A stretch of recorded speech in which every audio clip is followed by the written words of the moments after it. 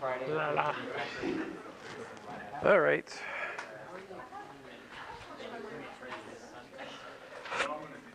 I will begin with a word of prayer. So, dear Heavenly Father, we thank you for this day. Again, I thank you for these students. Just ask you to just guide our steps today. Help us to glorify you, what we do, Lord. In your name I pray, Lord Jesus. Amen. So you guys have any questions about anything?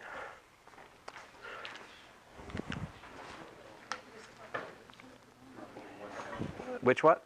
110. In what sense? So we're calculating how changing gravity can affect height on the planet. So if it's a planet where it's changing that much, like how do you go about calculating that? Can you just use the normal gravity equation, like G m1 m2 over r squared? Let's see here. Problem 110.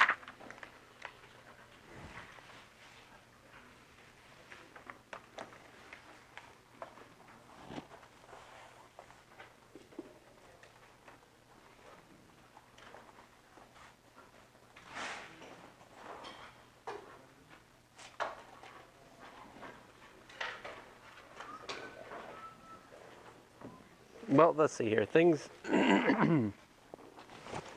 Yeah, well, excuse me. I would say the picture is something like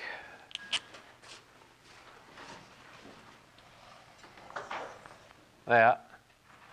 And so you don't know the radius, right? Let's see here. But yeah, you'd definitely be using GMM over r squared, I suppose.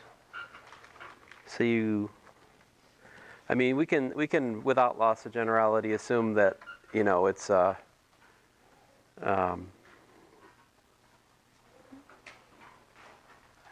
he starts at, like, let's say radius r, right? And then he hikes up to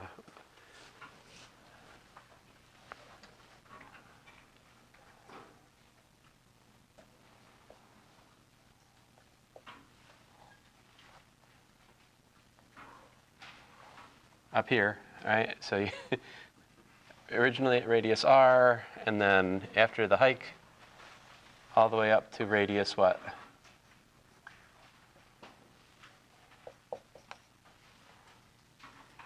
R plus h, right?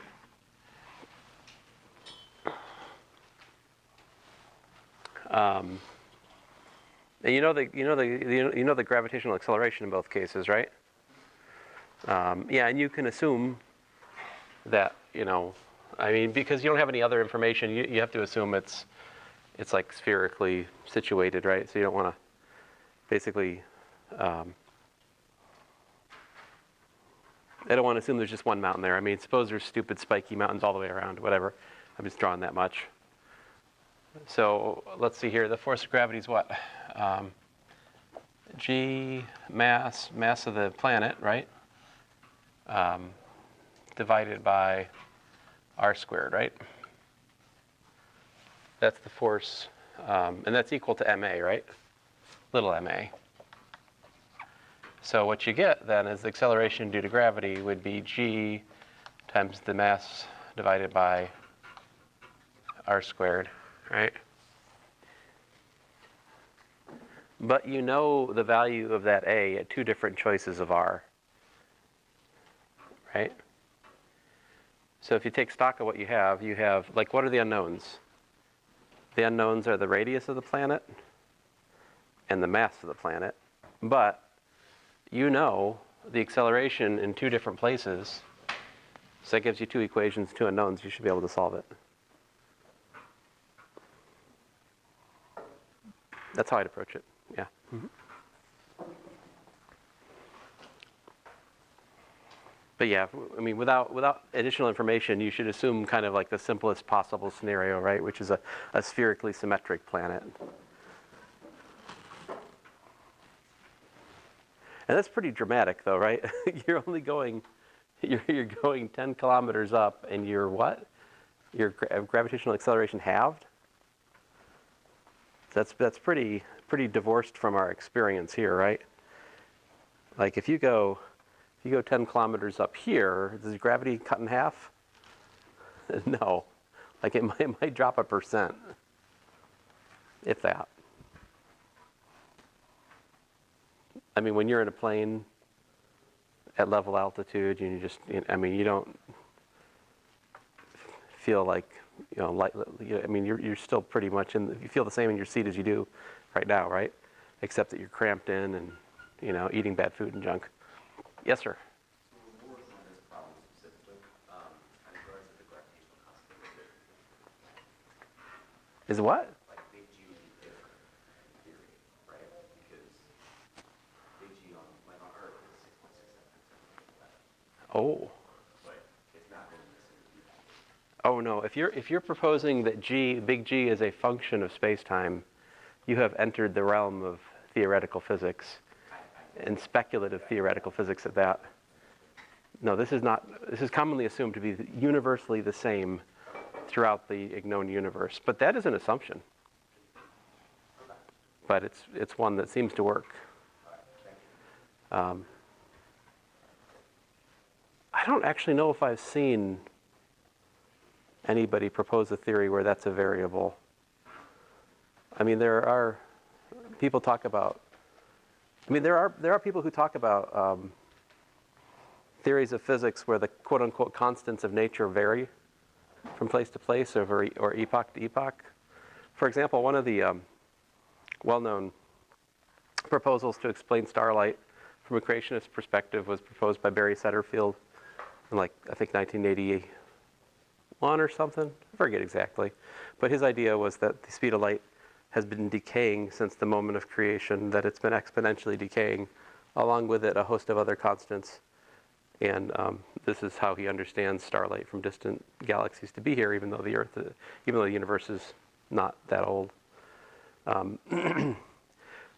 Ultimately, his arguments were kind of in a statistical gray area, and he was basically partly hanging his arguments on the difference between, say, geological and atomic time, because we define time these days in terms of vibrations of a cesium atom, whereas you can make the case that time is defined in the Bible as done through celestial events.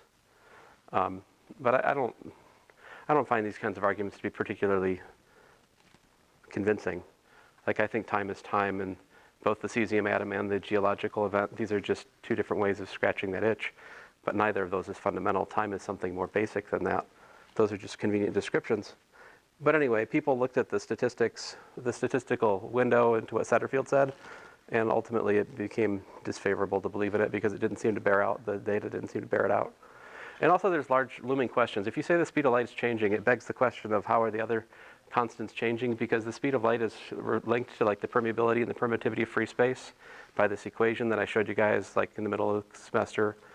C is 1 over the square root of mu naught times epsilon naught. So if C changes, then permeability and permittivity also have to change, and a host of other constants. So all of this substructure of physics, all these fundamental constants are linked together by the equations of physics. So if you change one, you have to change them all.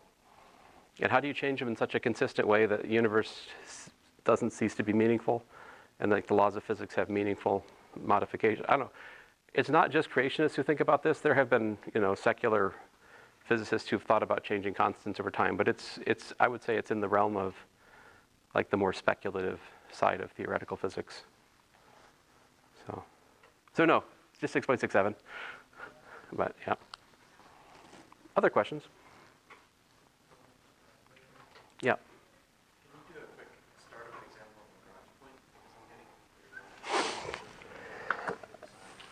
point? Yeah, so a Lagrange point is the point where gravity of two different astronomical bodies balances out. So here's an easy one. Earth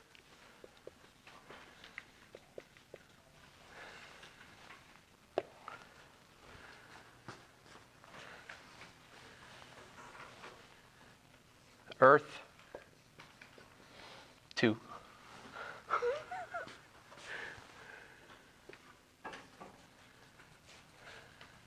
Where's the Lagrange point? Right, this is the middle point, right? Because that's where gravity balances out, right? That's the point where you've got the force of gravitation on a hypothetical test particle here.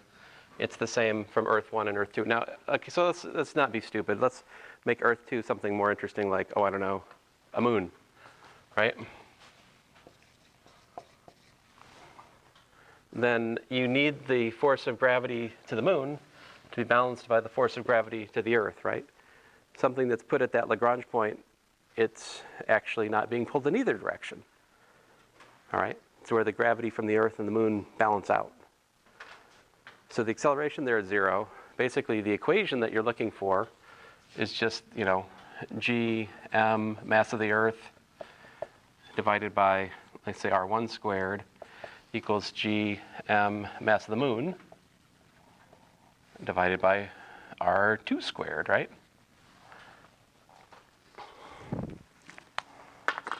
Now, it would be ever so very convenient if someone had provided you, I don't know, the net distance between the Earth and the moon in this problem. Like, what is r1 plus r2?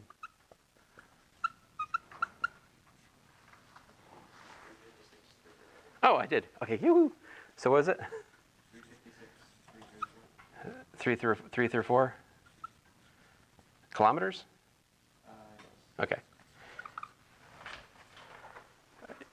Whenever I give you data like that, you should always be deeply suspicious of it. Make sure it makes sense, like that's outside of the Earth, right? Like that's an important thing. If I give you, I think it is though. What did we say that the radius of the Earth was like, what, 4,000 kilometers? Is that right? I forgot, but these numbers do not stick in my head. But anyway, once you write that down, you can solve it. Because you can look up the mass of the moon and the mass of the Earth, right? If they're not given in the problem, they can be looked up, right? I was getting weird scale numbers. I'm not sure if you're supposed to put a negative in there to signify direction, or you just leave it. Well, I'm writing it in terms of magnitude. I mean, these forces have to balance so that the acceleration is 0, so that means they have to be equal in magnitude, and that's the equation I would write. I mean, fair. From basic principle, I'd say, the force of gravitation from the moon minus the force of gravitation from the Earth is equal to 0. If I'm thinking my picture right to be positive, left to be negative, but we'll end up to my equation after that. And of course, you don't need to know the mass of the test mass, right? You cancel the little m's. In fact, we don't even need to know big G. So, yeah. So you're already trying to do all this and the algebra's not quite gelling? I ended up with some number considerably larger than the distance between. Well, that doesn't seem right.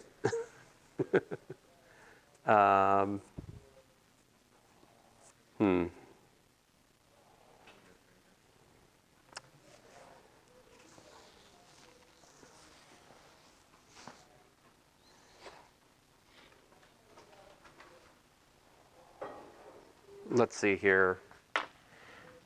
I guess in terms of solving this, you'd have r2 squared equals to mass of the moon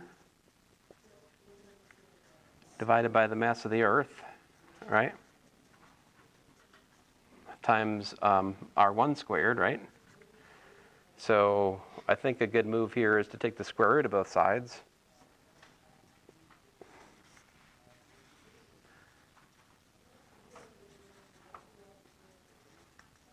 If I do that, obviously we take the positive root because these are distances, right?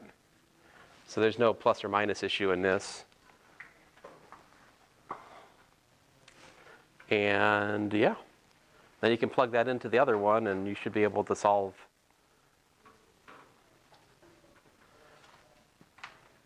Were you treating it like a quadratic? And I was plugging the distance minus r1. you get like a quadratic you had to solve, right? Yeah. So this should be easier. I think I've solved it as a quadratic before myself. I don't remember what happens, but anyway. I'm not sure what's going wrong for you without looking at it. But. Oh, by the way, if you're my Calculus 2 class, some of the stuff I agreed to in terms of a reasonable calculation of area this morning, total nonsense. some of that stuff they were saying was really wrong. I just didn't understand what they were saying. If I had understood it when it was said, I would have been like, no, stop that. They told me after class, I was like, oh, if I had understood, I would have said something. But anyway,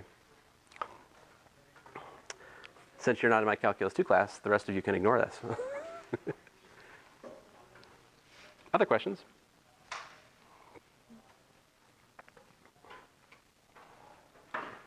You guys ready for the test 3? No? Are you ready for test 3? No, I'm not. I mean, I will be, but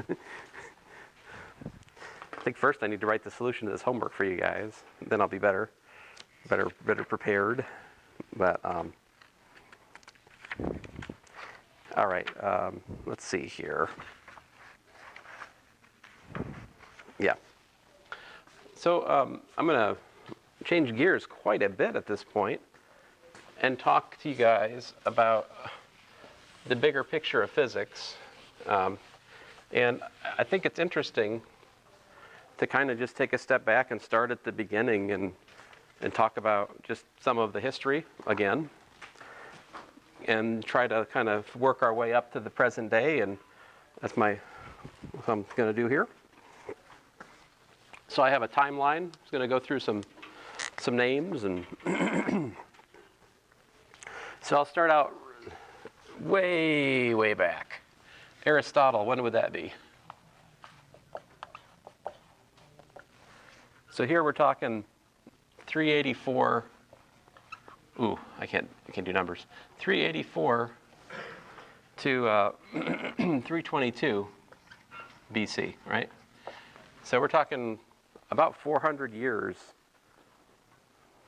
before the resurrection, something like that. Aristotle. Then you had Ptolemy.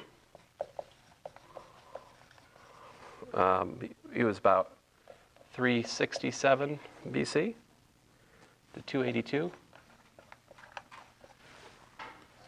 Archimedes. I can't spell. Like arch. Archimedes, there, that's better. 250 BC. Let's see here, who else do I want to talk about? Eratosthenes.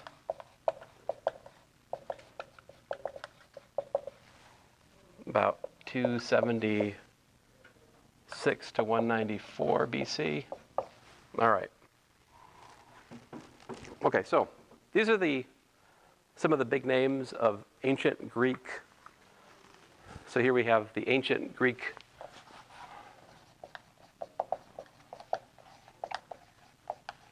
math physics, right? So more or less, the work of these people and their contemporaries set the stage for how we thought about physics, at least a lot of the civilized world, for what? Something like 2,000 years. I think it's important to notice some things here. For example, I sent you guys some announcements about like the flat Earth and geocentrism and so forth like that. Well, I believe Ptolemy was a geocentrist. He thought that if I remember right, he taught that the Ptolemaic geometric system. So the idea is the Earth is in the center and the planets orbit around the Earth, right? Which I think, if you just think of it from an observational perspective, it's not so crazy, right? If you look up at the sky, what happens? The planets are moving around, right? It's not so insane to think that the Earth is in the center. It's really not. Now, Aristotle was, of course, a philosopher, and he also did, some math physics. He would be what we call a natural philosopher because he dabbled in both philosophy and science. And then, of course, Archimedes. Archimedes is an interesting character. He did things like calculus, give or take, our modern notation. I mean, he had ideas about dividing things up and using the method of exhaustion to find better and better approximations to things like the number pi, things like this. Archimedes also is well known for building incredible war machines. If I understand correctly, he built things that threw things the size of school buses at approaching ships from where he was in Syracuse. So this dude was an engineer of the ancient world, but also a physicist. He wrote something called the Sand Reckoner, which explained how to construct these, numbers of arbitrarily large size to count the number of grains of sand, because, of course, it's an idiom of the ancient world. You can't number the grains of sand, right? So Archimedes, like, hold my mead or whatever, and whatever is the Greeks would be drinking, right? So I don't even know if we have a copy of that anymore, right? But it's called the Sand Reckoner. There's still record of that being written. And Eratosthenes is interesting because if you're in number theory in a mathematics class, you might have heard the sieve of Eratosthenes. This guy had a strategy for finding prime numbers, right? So, of course, contemporary to these folks would be Euclid, right? Like Euclidean geometry. And arguably, Euclidean geometry is perhaps the oldest kind of physics, because Euclidean geometry was understood as a statement not just about math, but about the universe, right?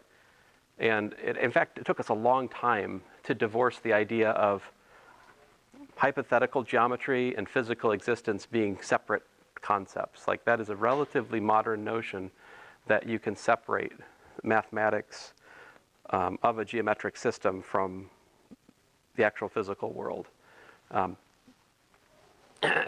So, for a long time, philosophers argued that the only geometry that could be possible to reasonably hold on to would be Euclidean geometry, because Euclidean geometry was the one that was observed in the world, right? It's only like mid-19th century, 1800s or so, where people started forcefully arguing, hey, there's more than one theory of geometry, and so you can't say that there's just one. And even more, later, turn of the 20th century, you started understanding that some of these non-Euclidean geometries actually had bearing on physics through, like, general relativity. Okay, getting back to the ancient Greeks, though, Eratosthenes is also interesting in that he estimated the circumference of the Earth within about 3%. Christopher Columbus later ignored his work and based his voyage on another guy who was about 25% wrong. In fact, one of the things if you read the articles I posted, you'll find is that this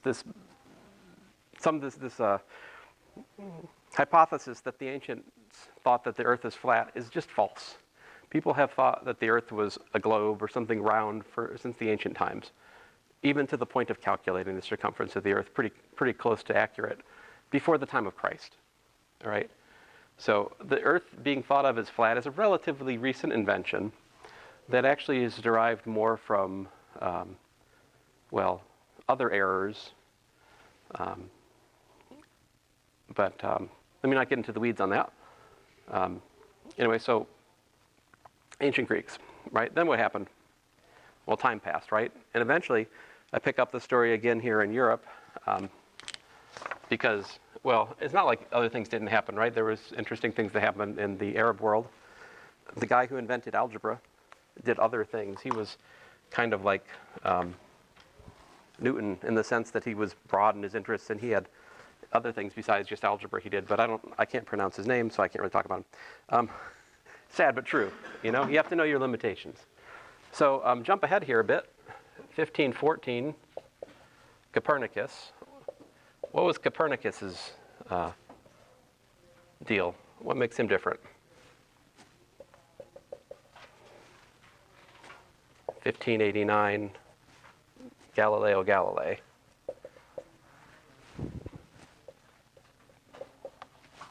And in some sense, Galileo Galilei, really, you could argue he's the father of physics, but can you guys tell me what was the deal with Copernicus? What sets him apart from, say, Ptolemy? Right, he's not a geocentrist. He is a what? Heliocentric, right? In other words, sun-centered cosmology, right? Heliocentric. So he thought that the sun was in the center of everything, and things revolved around the sun. Now, if I remember right, Copernicus also still believed that things were going in circles, right? That turns out to not be quite right. They're actually ellipses, right? Galileo Galilei, 1589, what did he do? A bunch of different things, right? But he was the one that did careful experiments to prove that the acceleration due to gravity. So first of all, he was actually very invested in He's quite conservative. Like, he read Aristotle. He wanted to believe in what Aristotle did, and he set out to try to do experiments to show that Aristotle's ideas were right. One of the things that Aristotle put forth was that heavy things fall faster, right? So if I told you guys before, if you watch commercials on TV, this is very forcefully done, right? Especially if you're a fat person and you're on a water slide, you will go faster than the skinnier person, right? This is a law of comedic advertising. But it's in fact not true. Well, if you can set aside, air friction and all that. So what Galileo did, if I understand correctly, is he had like an inclined plane, right? And he had strings, musical strings across the inclined plane, so he could roll balls down the inclined plane, and as the ball would go across the thing, he could hear it, right? So he was able to take balls that were heavier or lighter and study their motion and compare how fast they went down, right? He didn't have like a stopwatch and laser measurement equipment like you guys have in the lab, right? He had to kind of make do with, well, nothing. But he was able to observe that the acceleration due to gravity of different masses going down the inclined plane was the same, right? So this was kind of a problem if you were a believer in Aristotle, right? As was the Catholic Church at the time. And this was not a good thing for Galileo Galilei because he was disagreeing with the Catholic Church, and that got him into some trouble. Capital C, not lowercase c, Catholic Church. But anyway, so that's Galileo Galilei. He's the one who said that, mathematics is the language which God wrote, creation and something like that, right? He championed the use of mathematics to describe physics. So that's, a big difference over, say, the more qualitative ideas of some of these folks up here. Archimedes, I would say, very mathematical as well. Really a mathematical physicist of the ancient world, Archimedes was.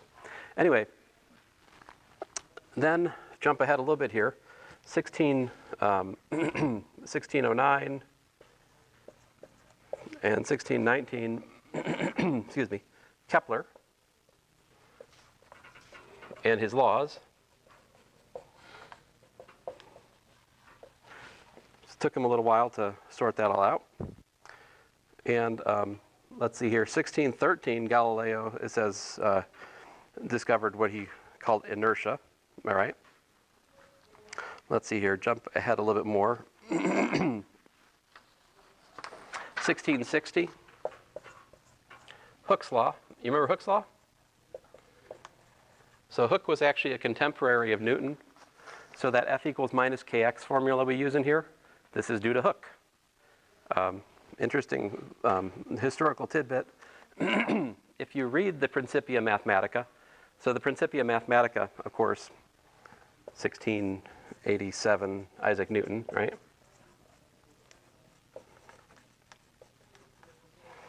So what did Newton do? Newton did a bunch of stuff too. Of course, Newton's laws of motion, and of course, the universal law of gravitation, like we've been talking about more recently. But if you read Newton's Principia Mathematica, you won't find Hooke mentioned in there, which is kind of funny because he was a contemporary of him. But apparently Isaac Newton disliked this guy immensely because he didn't like to use math. He was very wordy in his description of physics, as opposed to Newton, who was, of course, deeply mathematical.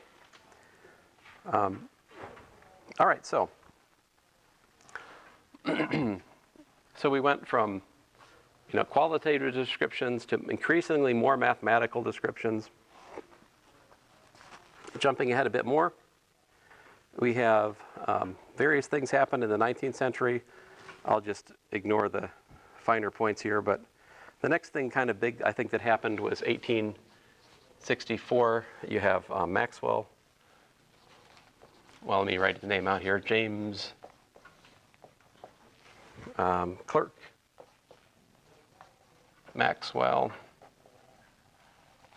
found what we call electromagnetism. So the thing I'm not writing too much on the board here about was in the period preceding his work, people discovered, various investigators had known something about static electricity, right, and about magnetism before this, all right? But Maxwell was the one who realized that the existing equations which were known for electricity, like electrostatics and magnetism, could be put together by modifying what we call Ampere's law. So Maxwell's theory of electromagnetism, again, it put together two things. The one was electricity, right? Electricity. Well, let me just say electric fields and magnetic fields. But I really shouldn't even say fields. I should say magnetism and let me say electrostatics for lack of a better word here. So you had these two different ideas, right? And you had, like Coulomb's law would be something you'll learn about next semester about electrostatics. And on the other hand, you have magnetism, things like, permanent magnets, and we all know about this, right? And so it turns out that you can describe electrostatics with an electric field, right? And you can describe magnetism with a magnetic field, right? And it's actually kind of surprising that the electric and magnetic fields are just two aspects of one common phenomena called electromagnetism. So Maxwell's equations that he found in about the time of our Civil War showed that, in fact, electricity and magnetism were together. They were inextricably linked, all right, Maxwell's equations. So I think I told you guys this about this before, but in fact, this really, I think this culminated in 1873. Maxwell wrote this a treatise on electricity and magnetism. All right. Fast forward a bit. 1887, we had Hertz. So Heinrich Hertz, what did he discover? So I told you that the mathematics of Maxwell suggests that there's electromagnetic waves. Hertz discovered them experimentally, radio waves. So that's why we talk about like megahertz, or kilohertz. These, hertz, 1/2. This is named in honor of this guy. He was the discovery of radio. All right.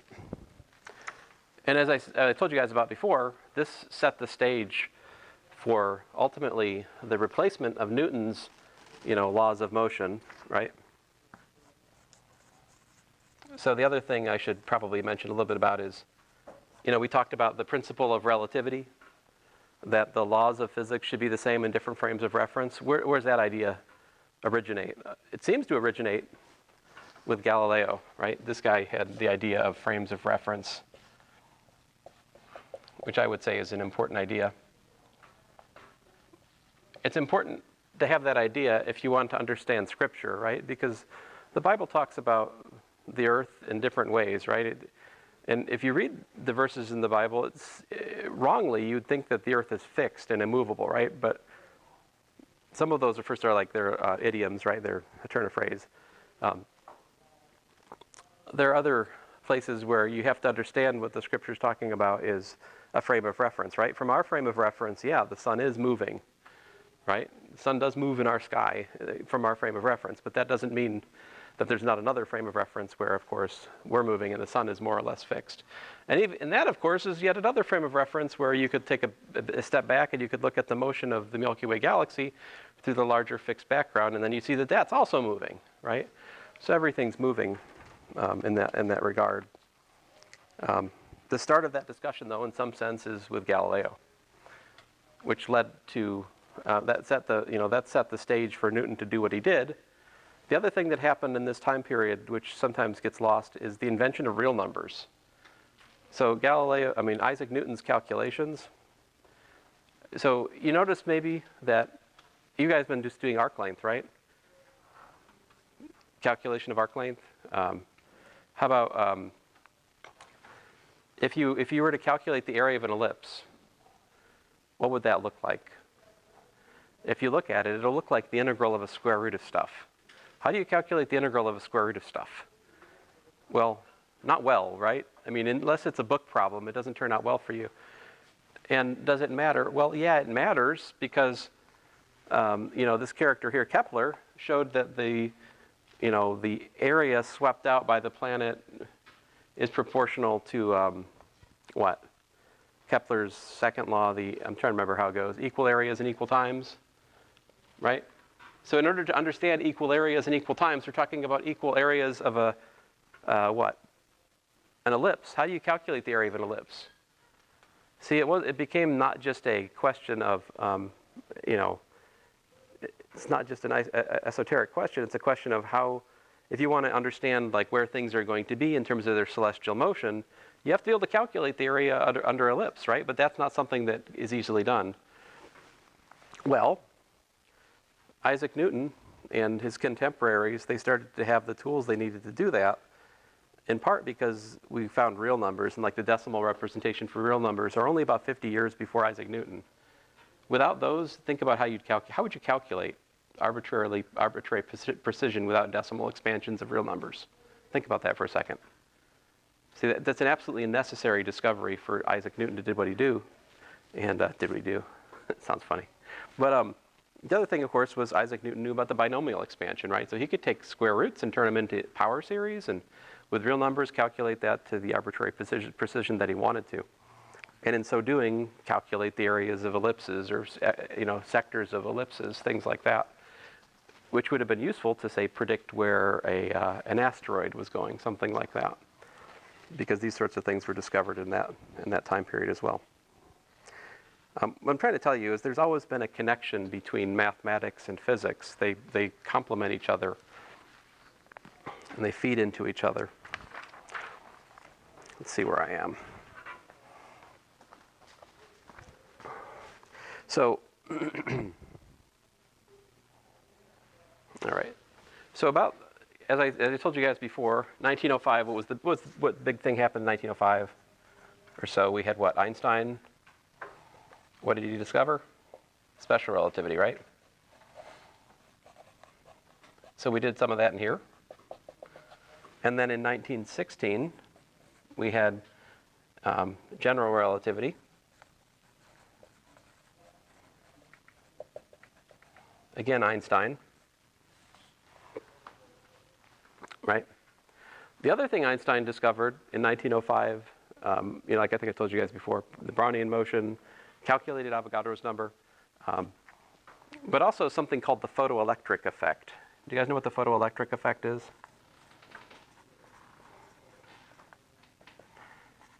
Well, if you don't, I would encourage you to take modern physics with Dr. Buderes.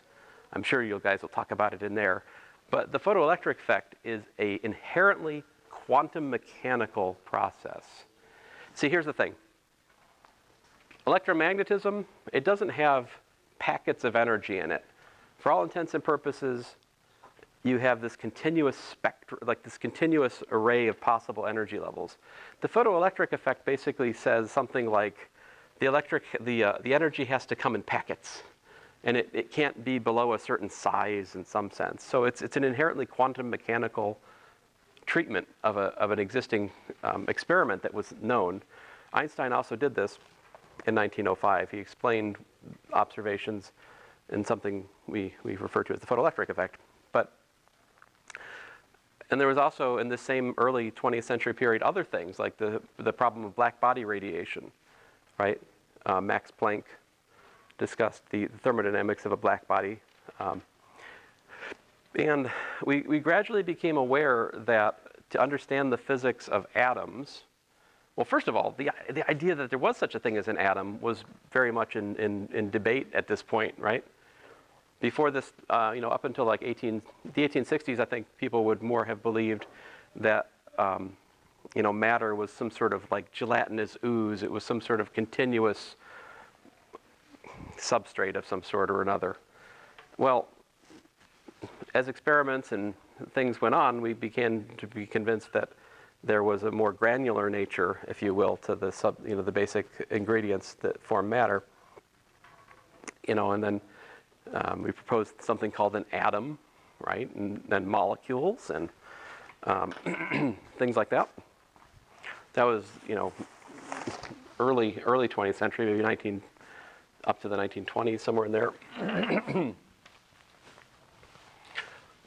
And then, so what we have then, shortly after the discovery of general relativity by Einstein, in the 1920s, the first coherent theories of quantum mechanics were proposed.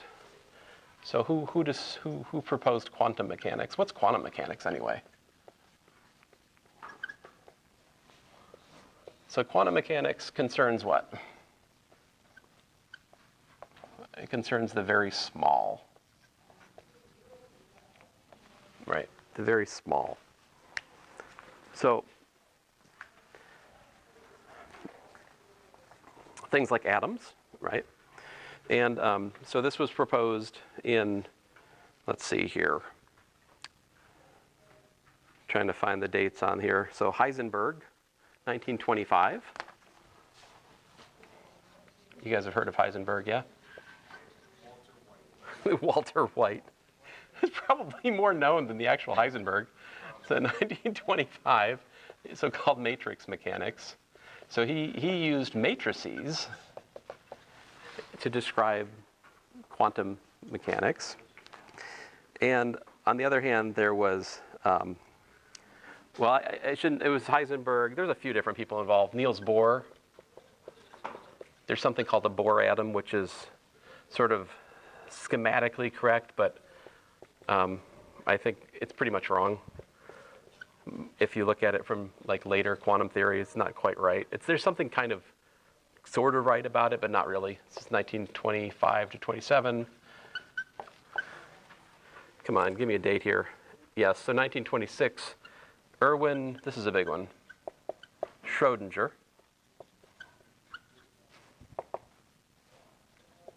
So Schrödinger, his equation, 1926. All right. 1927, Heisenberg found his uncertainty principle.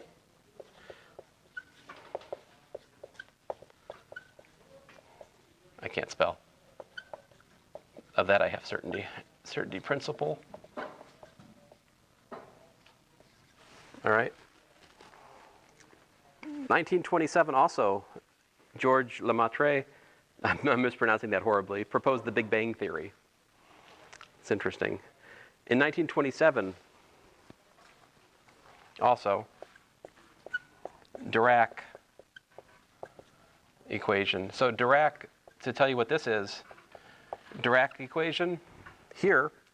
So all this stuff up here, all these things, this is classical mechanics, but small, let's say. I mean, this right here combines quantum mechanics and special relativity. So Dirac look at this. It's shocking how fast that was. Quantum mechanics was discovered as a formal theory in the early part of the 1920s, give or take. By the end of the 1920s, there was a guy who'd already figured out how to consistently combine it with the special relativity, which is only 2 decades old at this point. The progress of physics in the early 20th century is shocking, how fast things happened. And most of it happened in Germany, right? Why is there not so much physics in Germany anymore?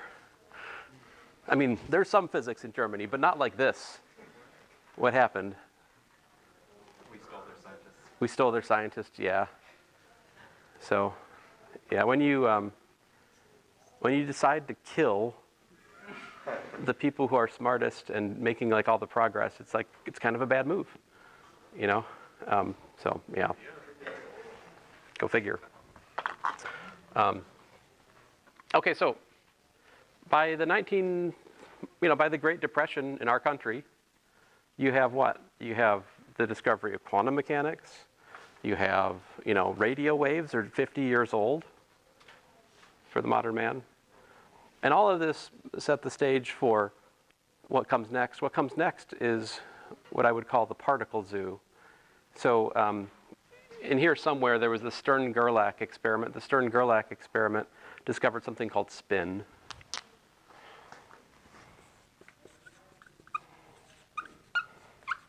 I'm probably misspelling that.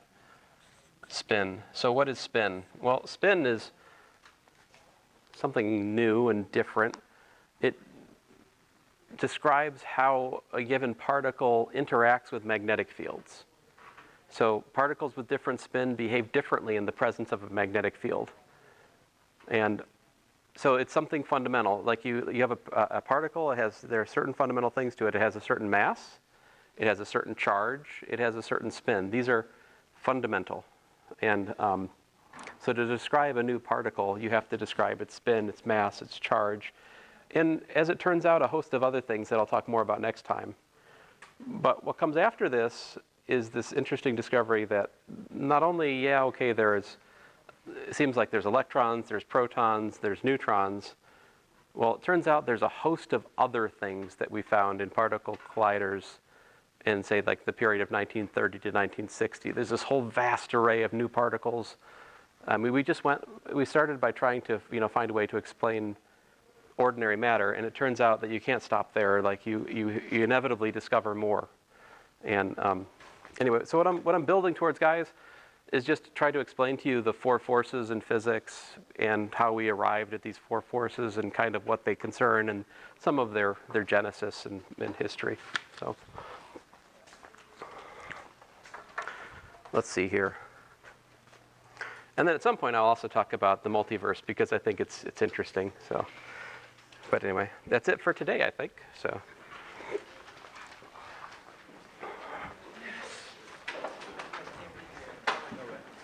Let me turn this off before I... Uh-oh.